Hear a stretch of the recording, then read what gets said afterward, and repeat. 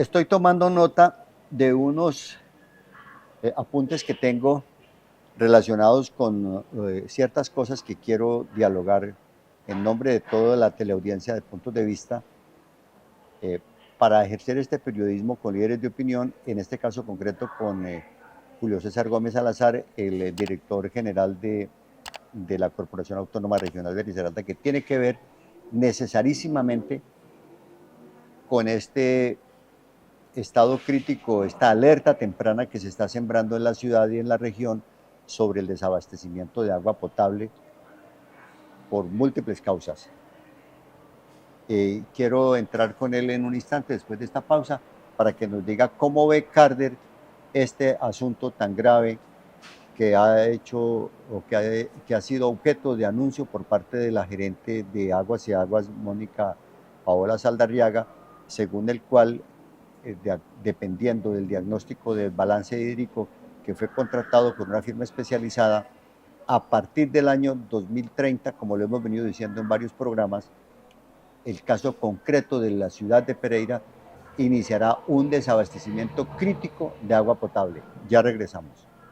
Robar energía, alterar los medidores e instalar conexiones irregulares tiene consecuencias legales de hasta 6 años de prisión y multas de 130 a 150 salarios mínimos. Si tienes una conexión ilegal, denúnciala a tiempo. Llama al 322-896-6935 y reporta de manera anónima. El doctor Julio César Gómez, ya usted escuchó ese prolegómeno que acabo de hacer. Hay una gran preocupación y ya parece ser que muchas instituciones están entrando en esa onda y está bien que se preocupen porque lo peor que podría ocurrir en un anuncio como el que ha hecho Aguas y Aguas de un eventual desabastecimiento el año 2030, y el año 2030 es pasado mañana. ¿Cuál es su posición como director general de Carder? Bueno, saludos a Luis por la invitación a este extraordinario programa. Quiero decirle, Luis, que esta es una preocupación compartida. La Carder lo ha venido registrando con indicadores muy puntuales frente a los diferentes eventos, sobre todo en los últimos 20 años. Cómo hemos visto que los fenómenos de sequía, de veranos prolongados, de fenómenos del Niño, permanentemente nos están impactando la cuenca y sobre todo la resiliencia hídrica en el río Tun y de qué manera. Para nosotros hace rato ha sido menester de esta corporación prender las alarmas con los gobiernos. Hemos siempre sido opositores a la ampliación de los perímetros sanitarios mientras no nos muestren una arquitectura que permita garantizar que la sostenibilidad en el territorio se va a garantizar. Creemos que a buena hora Mónica Saldarriaga toca ese tema, era un tema que lo tiene que liderar necesariamente su empresa, la empresa prestadora de Aguas y Agua. La Carder tiene todo el interés. Para mí es muy importante que realicemos un diagnóstico detallado de la realidad, que miremos alternatividades de sostenibilidad, pensando en la cuenca del Otún con Sotá, pero hay una cuenca que para nosotros es muy estratégica y de hecho en la Carder la tenemos, digamos, perfilada como es la cuenca de San Eugenio, San Ramón. Hay una importante, digamos, oferta hídrica que podríamos considerar que podría alimentar y ser la resiliencia del recurso hídrico para el área metropolitana. Recordar que esas dos cuencas le garantizan el agua al 90% de los habitantes de esta comarca, que es donde vive el 90% de la población. Usted está hablando de Pereira Dos Quebradas. Pereira Dos Quebradas y Santa Rosa de Cabal. Ajá, claro. Que es donde está por lo menos más del 80% del Producto Interno Bruto de este territorio.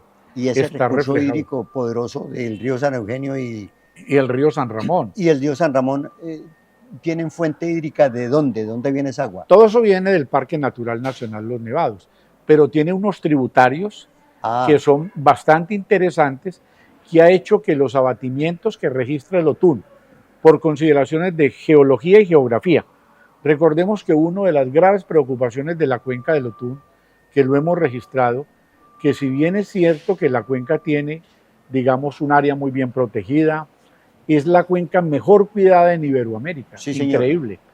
Pero realmente vemos que abate muy fácil. Es una cuenca que pierde la sostenibilidad hídrica en pocos días. Nosotros ahora podemos estar marcando 30, 40 metros cúbicos segundo, pero si vamos la próxima semana, está en lo justo, 7, 8 metros. Es muy parecido ese fenómeno al que ocurre con el río Tuna a su paso por Pereira, recordando que Pereira es la cuenca media del río. Claro.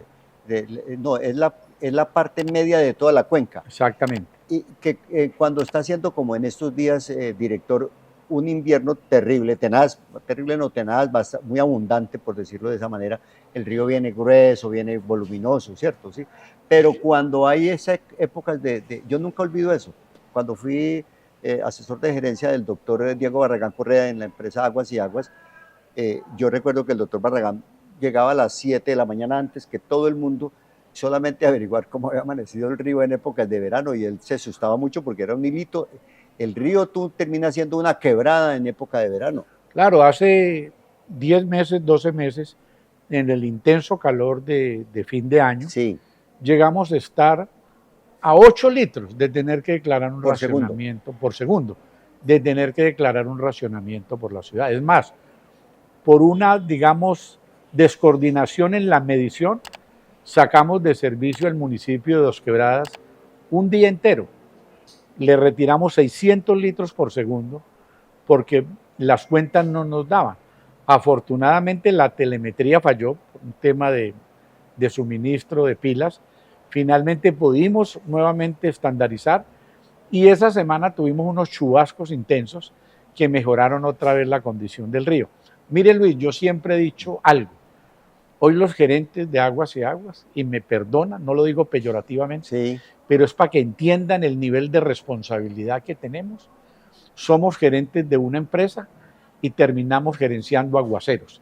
Si tenemos aguaceros permanentes, hay agua.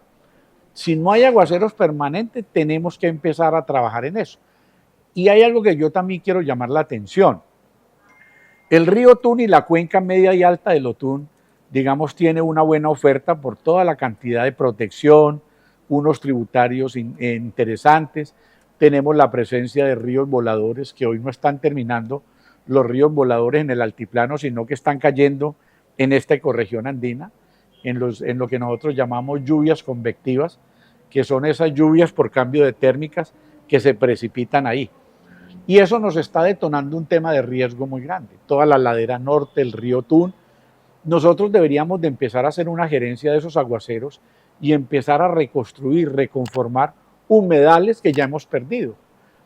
Yo estoy muy esperanzado que el alcalde compre la finca Ceilán, porque ahí tenemos la posibilidad de conformar un gran humedal que nos daría una abundante agua, que la podríamos retener en todos esos valles de Ceilán, y podríamos garantizar que en épocas de sequía pudiéramos tener un control a la irrigación del río y haríamos un doble papel. Eso ya lo ha enseñado muy bien Europa, como en las épocas de mucha lluvia los ríos son regulados y esas avenidas torrenciales que traen empalizadas, rocas y todo, las podemos regular, las controlamos y hacemos una tarea bien importante en riesgo también, Luis. Es que usted me está dando pie para la pregunta del millón, y es el tema cultural, cultural desde la perspectiva del comportamiento de las personas alrededor o de los habitantes del territorio alrededor de lo que ocurre. La gente tiene unas sensaciones, la gente percibe, y usted sabe, Julio César, que la percepción es muy poderosa. Muy importante. Es tan importante que es más poderosa y Claro. más fuerte que la razón y la lógica. Claro. Entonces la gente percibe. Después de esta pausa usted me da esta reflexión, que más que una pregunta es una reflexión. La gente dice, yo solo he escuchado, y usted también lo ha escuchado, dice, ay, dejen esa bobada del tema de la escasez de agua. Aquí en Pereira tiene su aguacero propio, a las 3 de la tarde todos los días llueve, y en los veranos, cuando en casi toda la región del país está haciendo unas sequías terribles, aquí siempre llueve a las 3 de la tarde, a las 4 de la tarde. Entonces, ese riesgo, ese hecho de que llueva casi permanentemente en Pereira, ¿es una mala señal o es una buena señal después de esta pausa? ¿Tienes una historia por contar? Es momento de demostrar tu creatividad. Ya están abiertas las inscripciones para el concurso de cuento infantil ilustrado 2025 en su edición 31. Niñas, niños y jóvenes dejen volar su imaginación. Convocatoria abierta hasta el 31 de julio. Conoce más en www.confamiliar.com. Bueno, eso es muy bueno, que siempre nos caiga agua, pero no podemos tener un sistema asegurado con esa lógica, que es que a la una va a caer un aguacero. Con esa percepción. Con esa percepción, porque es equivocada. De ahí que el ciudadano, cuando uno en los trabajos de cultura y educación del agua, empieza a indagar la gente de dónde viene el agua, la gente todavía cree que el agua viene de la llave, como la luz del switch. Entonces hay un gran desconocimiento que detrás del agua y la luz hay unos ecosistemas estratégicos de conservación que son los que garantizan que esa abundancia hídrica, que esa transformación de energía potencial y cinética, que es la que logramos transformar en energía, se mantenga en la medida que los ecosistemas sean estables. Ya estamos advertidos por las agencias climáticas que esos fenómenos de más agua y de menos agua van a ser recurrentes y muy largos y sobre todo periodos imperceptibles. Le doy un ejemplo, ya que usted toca el tema, lo que está pasando en la frontera entre Estados Unidos y la parte norte de México. Mírelo. Tienen un convenio, yo no sabía eso. Sí, señor. Tienen un convenio internacional de abastecimiento por periodos. Cuando al norte cuando en la parte sur de Estados Unidos haya sequía, la parte norte de México le tiene que dar agua. Exactamente. A la que parte ya se los quiere quitar Donald Trump, ¿viste? Sí, claro, y se quitó. Sí. Trump se quitó ya de ese tema y dice, yo no tengo la obligación de cumplir. Hay una sequía en el norte de México terrible, se mueren los animales, la gente está desesperada, ¿cierto? Pero Estados Unidos dice, no, yo primero mi agua, y yo si me sobra le doy, pero no me sobra. ¿Estamos en esa tónica? Desafortunadamente sí, y uno todavía ve muchos ciudadanos con esos comportamientos, de que todavía dicen, es que yo tengo agua de propiedad, cuando el agua es de la nación, el agua es del que la necesita. Por eso la autoridad ambiental que tiene, digamos, esa delegación constitucional de ser el garante de regular, conceder, seguir y controlar. Los ciudadanos que no se arroguen el derecho a creer que los recursos naturales, que son de todos, son de su propiedad. Esa misma lógica lo hacen los tenedores de fauna ilegal, los traficantes de fauna, los que degradan ecosistemas, los que atacan los recursos naturales con la minería criminal, porque ellos consideran que esos grandes yacimientos de potencialidad de oro es de su propiedad, cuando esos son recursos naturales, muchos de ellos no renovables, otros renovables, cuya potestad de regulación está en las autoridades ambientales. Esa es la razón de ser. Yo lo hablaba esta mañana en la rendición de cuentas, retrotrayéndonos un poco en la filosofía y en la sociología colectiva de Hobbes. El leviatán ambiental tiene que estar presente para erigirse como una verdadera autoridad y enfrentar esas corrientes del mal. Eso también después el contrato social de Rousseau lo replanteó. Pero Hobbes decía, el hombre es un lobo para el hombre. Y ahí es donde él dice que el Estado poderoso, fuerte, tiene que estar presente cuando hay la irracionalidad y la codicia del hombre, que siempre en estas épocas la irreflexión, y lo vemos en gobiernos, digamos, la multilateralidad nos está mostrando eso, de que cada uno piensa es en lo suyo y no estamos pensando en un todo. Pero ese individualismo está limitado por la misma filosofía de Hobbes y de Rousseau, en el sentido de que la necesidad, lo social prevalece sobre lo privado, ¿cierto? La propiedad privada cede al interés público.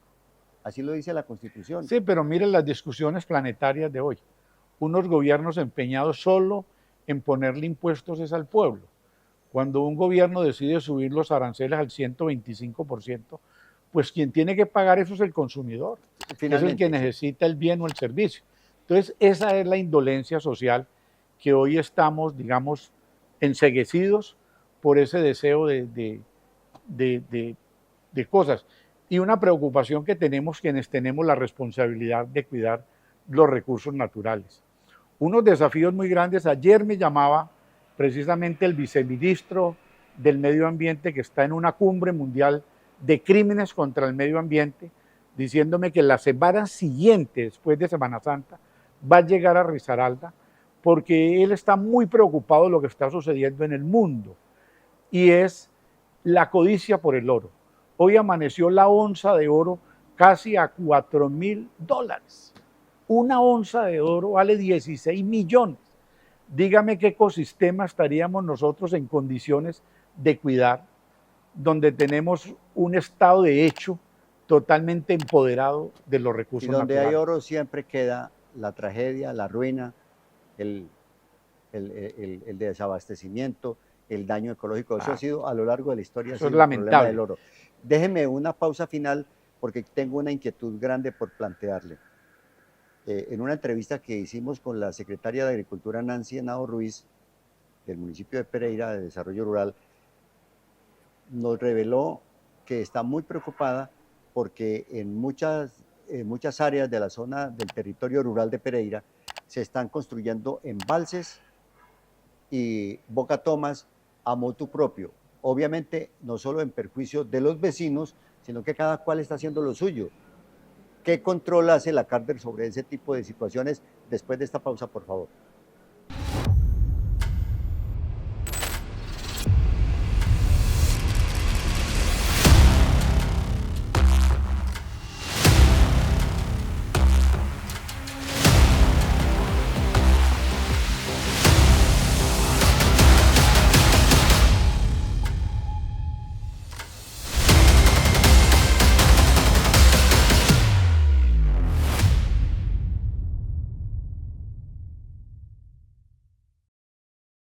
El robo de energía no solo es un delito, es una amenaza mortal. Cuando se manipula energía sin conocimiento, se puede desencadenar una descarga letal, acabando con vidas en un instante. No permitas que la imprudencia se convierta en tragedia. Si tienes una conexión ilegal, denúnciala a tiempo. Llama al 322-896-6935 y reporta de manera anónima. Energía de Pereira. Un mensaje de Energía de Pereira. Cualquier intervención a un ecosistema hídrico, de conservación, de suelos, debe de ser regulado por la autoridad.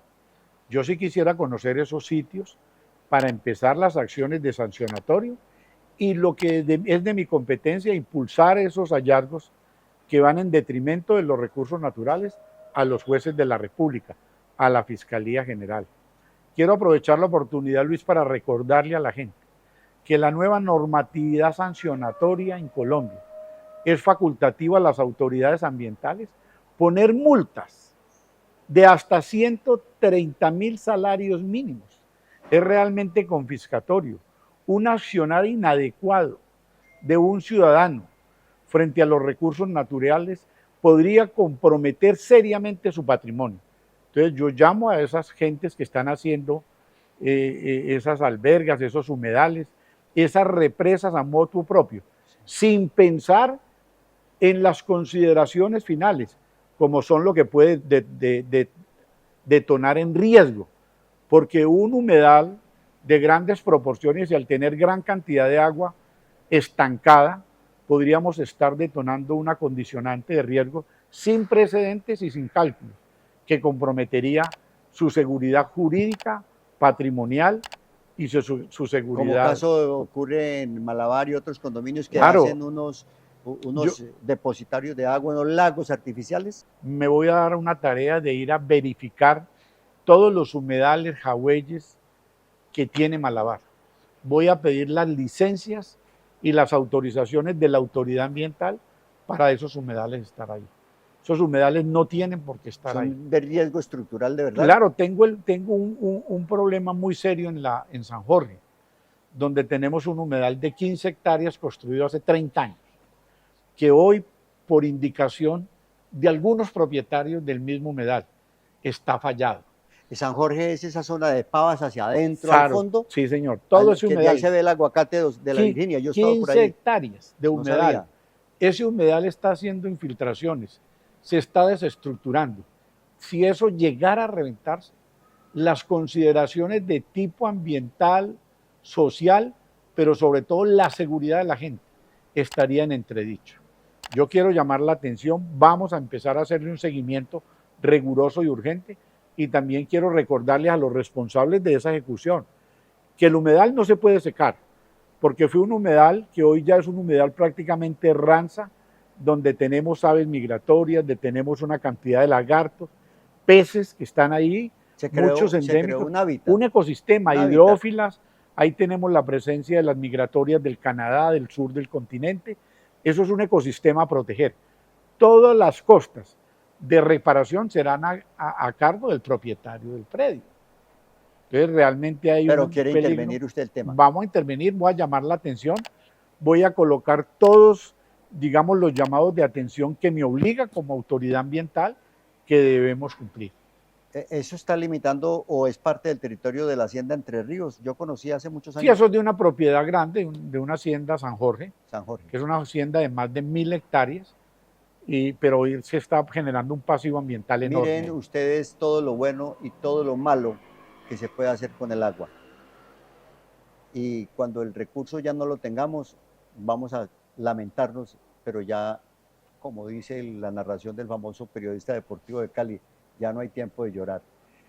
Gracias por la sintonía. Vamos a grabar otro programa con el director de Carder, Julio César Gómez Salazar, sobre un tema que también es de máxima importancia, que es lo de la lucha contra la minería ilegal y sus consecuencias en el daño ambiental, que en Risaralda está generando una gran preocupación. Los esperamos en nuestro próximo programa.